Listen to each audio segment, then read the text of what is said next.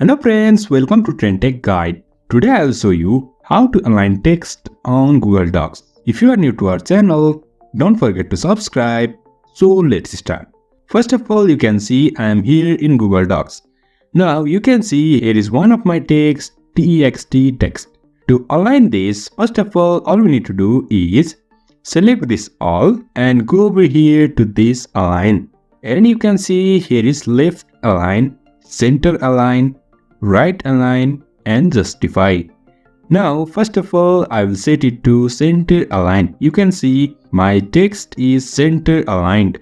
Now if I want left align, I'll click on this and again go to left align. You can see my text is left aligned. If I want right aligned, I can just click on this right align and you can see my text is right aligned. Also for justify, I'll go with this text, click on this align and just click on this justify and you can see my text is justified over here. So in this way we can align text on Google Docs. So if you find this helpful, don't forget to subscribe. Have a good time.